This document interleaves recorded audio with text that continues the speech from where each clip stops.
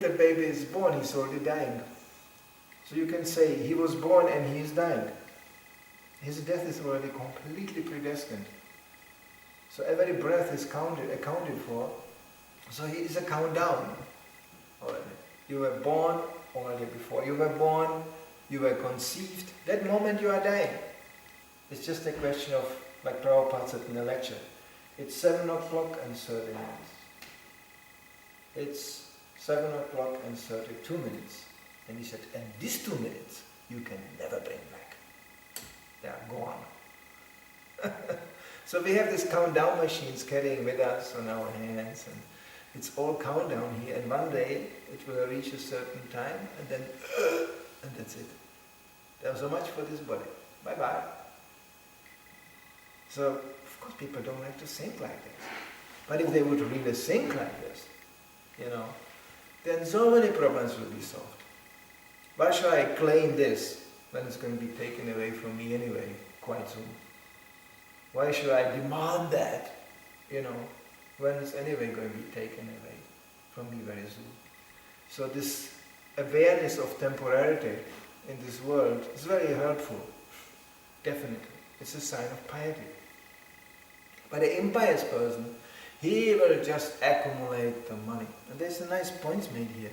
Maybe if you listen more carefully, because devotees always think in the name of renunciation, we have to renounce everything. Means everything. At the end, actually, you shouldn't even breathe. Gave you breath to Krishna and stop breathing. This concept of stopping. You stop having money. You stop breathing. You stop everything, then you are renounced. Very dangerous concept. It's Buddhistic. It's a Buddhistic concept, bereft of any personal understanding. No. We are personally breathing, and we have personally right also to possess something. But, as Prabhupada says, not too much. That's the real problem. Everyone should use his money to spread transcendental movement of Krishna consciousness. Yes. There was another point here, very nicely made.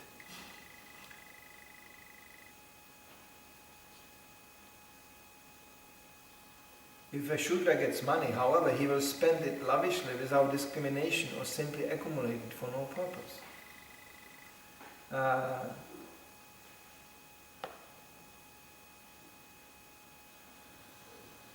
If one does not spend money for this purpose, spreading Krishna consciousness, but accumulates more than necessary, he will certainly become proud of the money he illegally possesses. Just listen what is writing Prabhupada here. If he accumulates more than necessary, that implies that accumulation is okay, but not more as necessary. Whereby Mayavadis go, no, actually renunciation means you don't accumulate anything anymore. Nothing.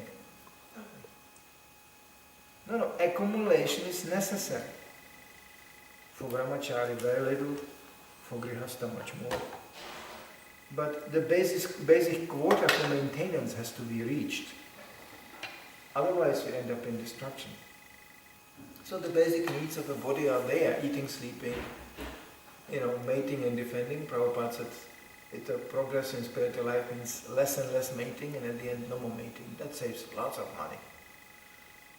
Sex life is very expensive. It looks very cheap, but the results of this are very expensive. The whole economy is running on sexual impulse. If there would be no sex life, no reproduction, no really expansion on these levels, because sex life is not considered just this few minutes sex life you have, but actually everything around it. You have to make all the arrangements and decorations and expand this and more this, and therefore woman is called Shri, something which expands the principle of sense gratification. So this is what is powering the whole economy. That kind of economy has to collapse, because sex life is also collapsing. The real economy is, yes, we need eating, sleeping, some defense means some housing, some protection, has to be there. But not unnecessary, just what we need. Like to live in these Nordic countries is a very, all the result of impiety. No pious person is born here, really. Because to live here, the climate gets worse, it's hellish. I remember always coming to India, they asked me, where are you coming from? When I was going from Sweden. Oh, from Switzerland, yes. Because somehow in the Bollywood movies, there's always these people dancing in Switzerland on the mountains in the snow. I don't know why.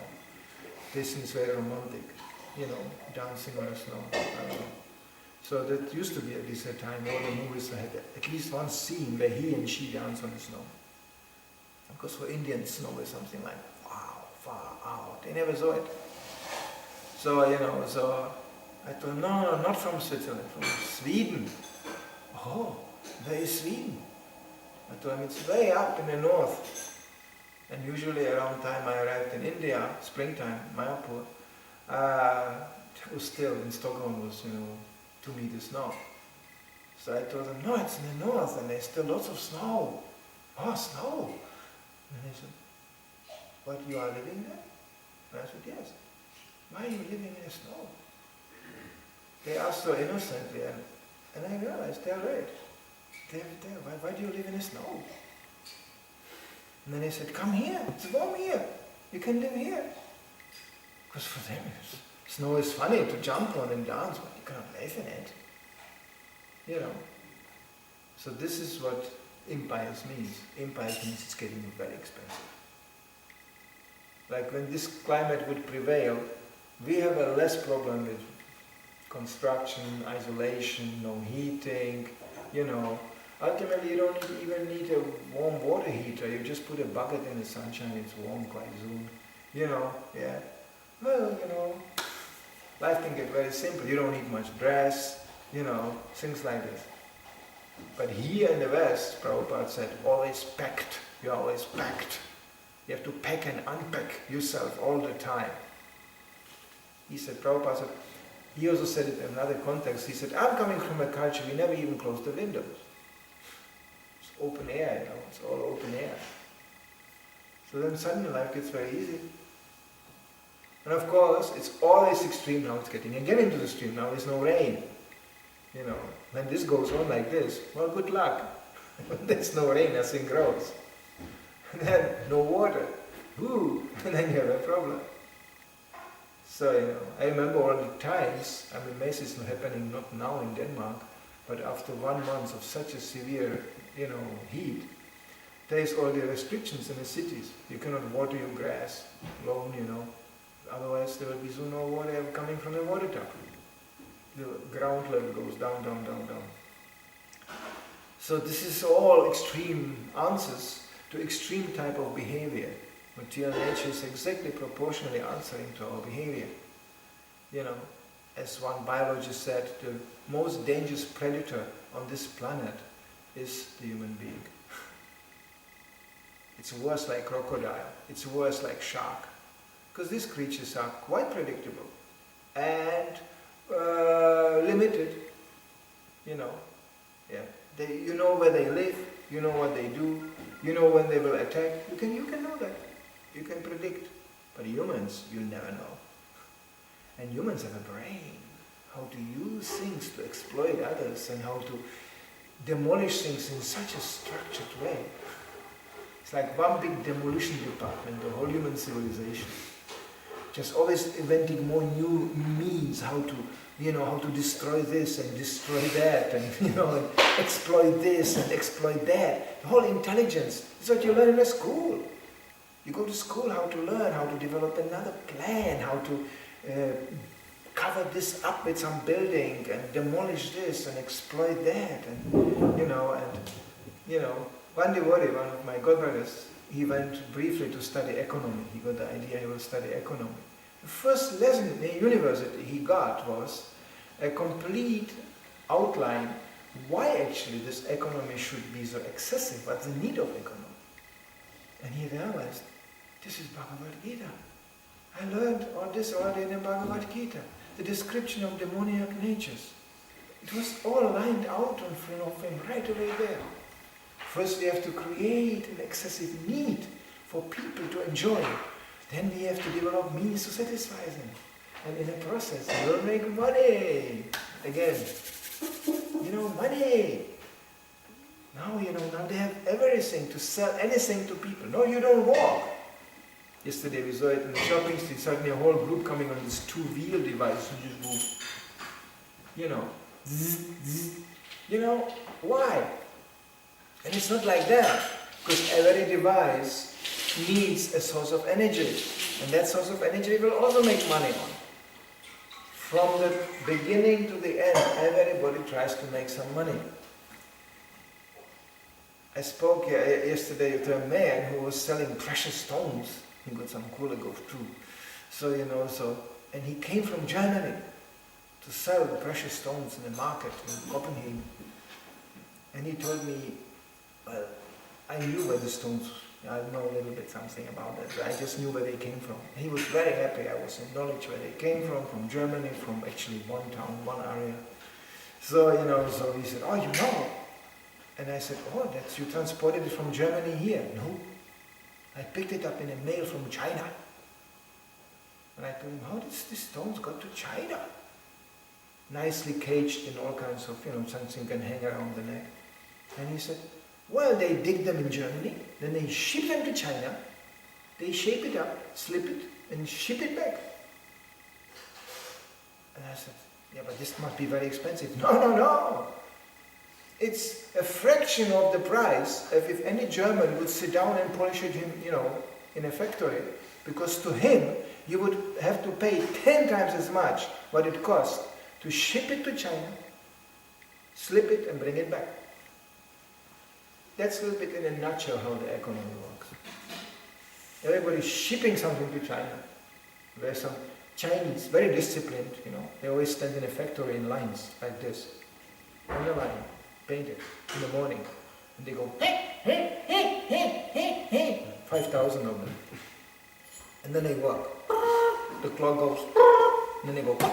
Chinese are like ants, they go. And the clock goes, you can go to the toilet. And then 5 minutes later, sorry, if you have dysentery, your price your salary will be minimized, And they are like this. So with such a crew, you can work quite efficiently for minimum money. And they will work, they'll be happy. Yesterday I saw some Kuligov to some Chinese group. Only because I managed to impose upon them that this is what you do in Copenhagen. You come here, you buy Kuligov. And they were going, they were discussing, and I was standing there like, here's the Copenhagen management. You have to buy Kuligov.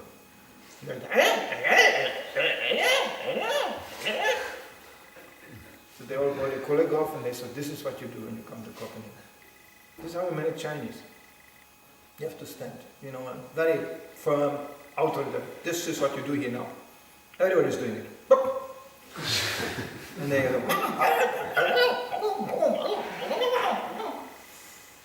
couldn't understand one word even when I'm talking. So, so this is how conditioned souls works. Somebody establishes something and the other one goes and follows it.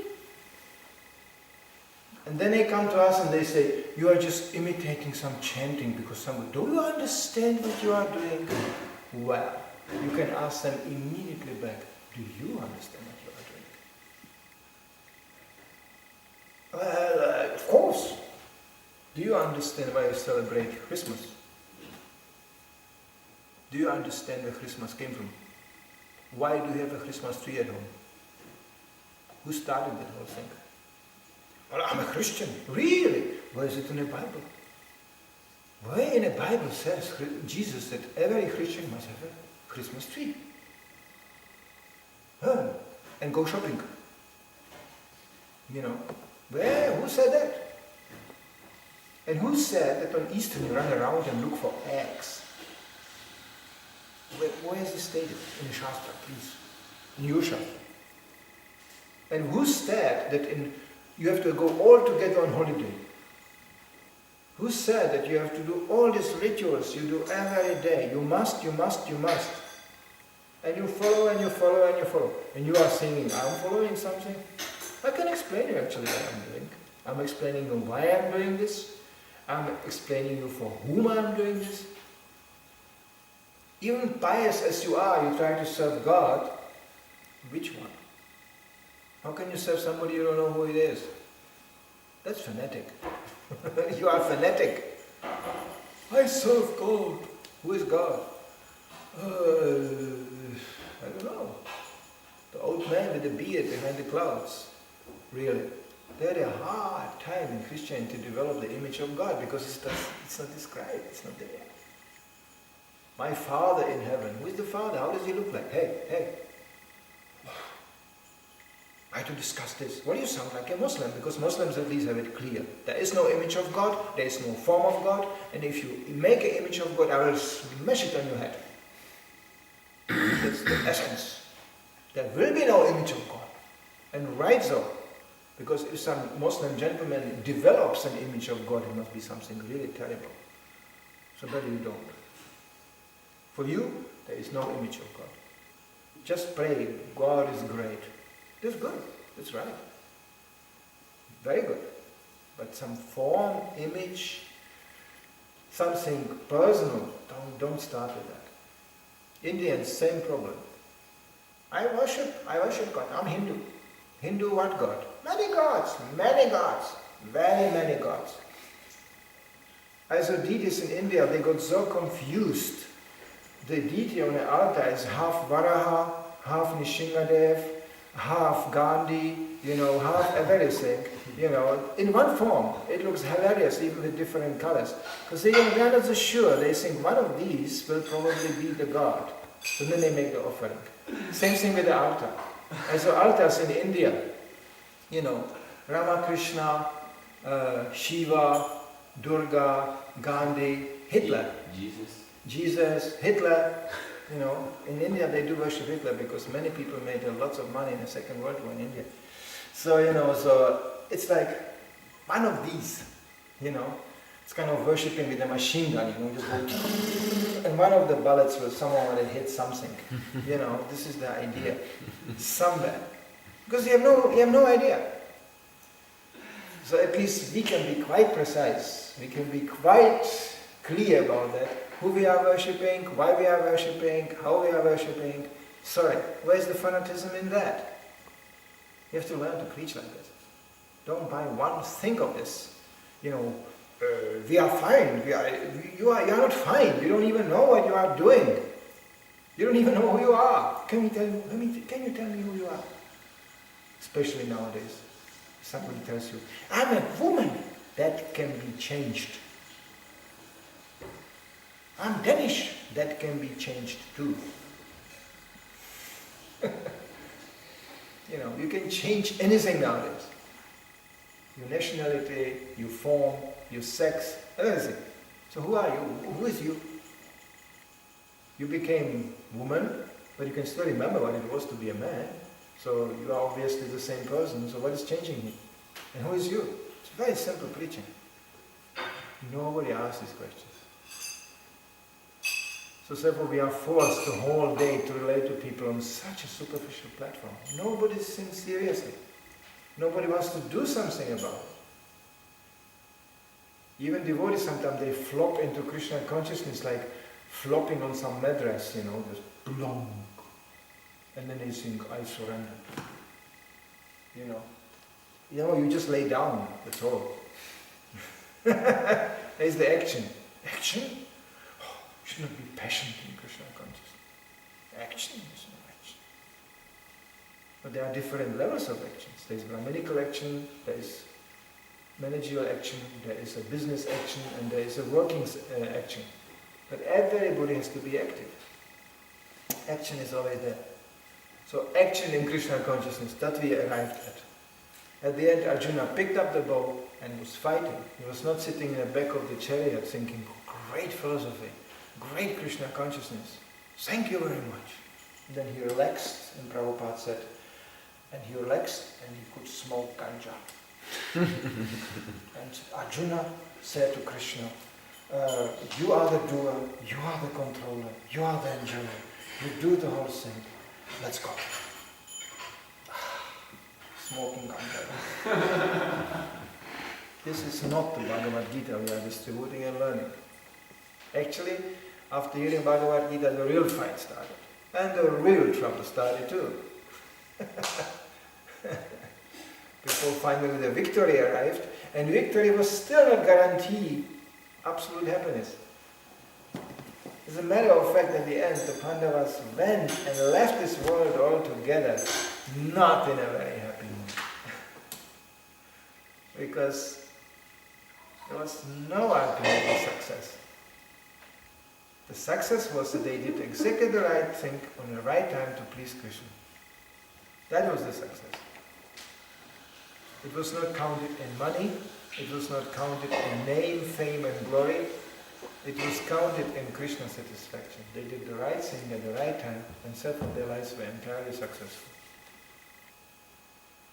There's some questions?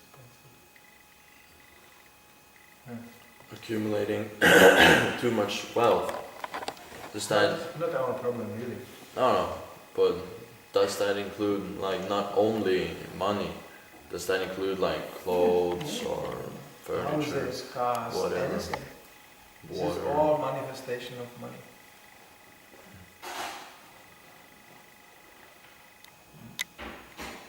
Wealth means all these assets. Yeah, all necessities of life.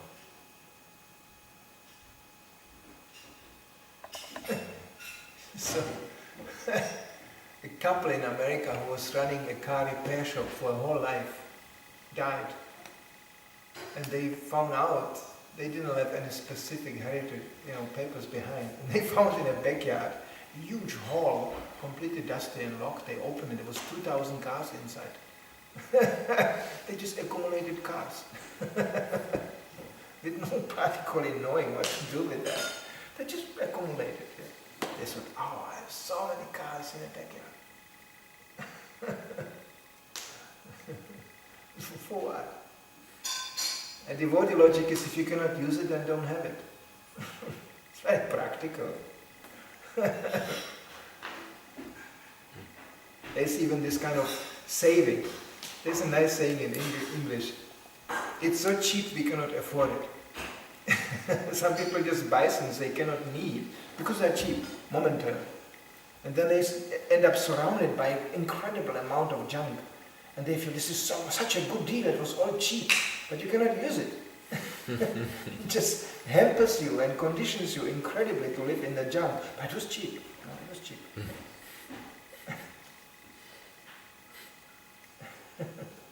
So there's a saying, it's so cheap we cannot afford it. Also cheap means very often broken. People buy things because they think, hey, this is cheap, this is very nice. They don't understand the amount of repair coming behind. That's very expensive. Like example, that's the difference between Shudra and Vaishya. A real Vaishya, he will get something and make sure that something will finance at least itself, probably bring more profit to him. I give an example. In Germany, on a certain level you make business, you have to have a fancy car. It's part of the deal. It's also completely crazy, but it's part of the deal. Now a real Vaishya, he will buy himself, even borrow money to get that expensive car.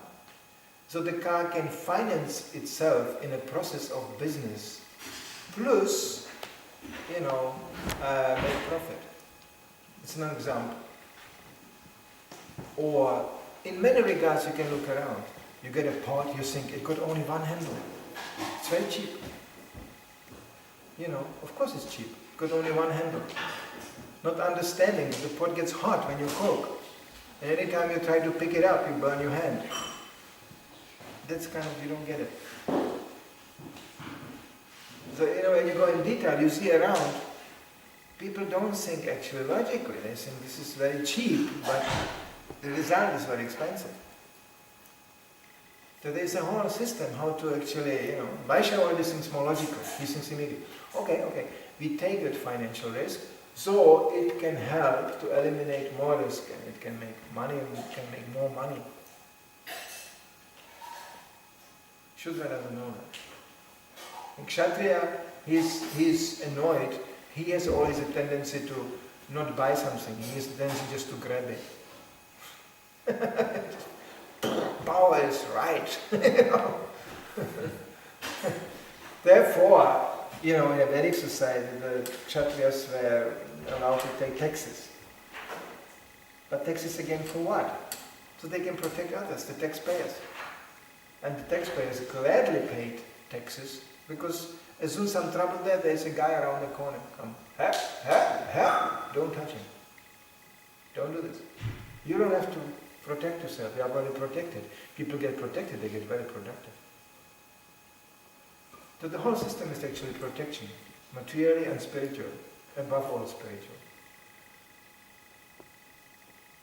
Now nobody is protected by what? The system, the state system, how long that will last. People cannot imagine there's a dimension where it is simply no money anymore to protect people. And there is no mentality, and people are not trained to protect each other. So they will be unprotected. Then people get desperate. It's a good time for preaching, because then you can say, you know what, ultimately the only one who can protect you is Krishna. And they will start to listen. Now they don't listen because they feel so comfortable in their saying, I'm protected by the state, I'm protected by the system.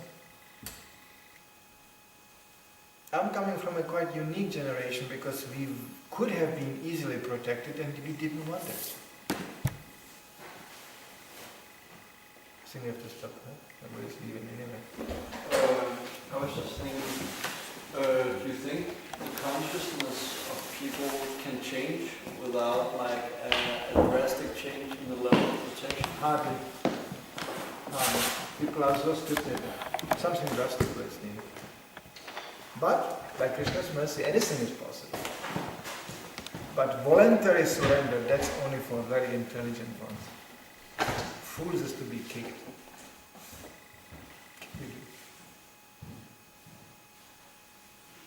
That's the problem. That's for us too. If you don't get something, we have to ultimately be kicked. It's not like them and us, it's everybody. Srila Prabhupada ki Jai.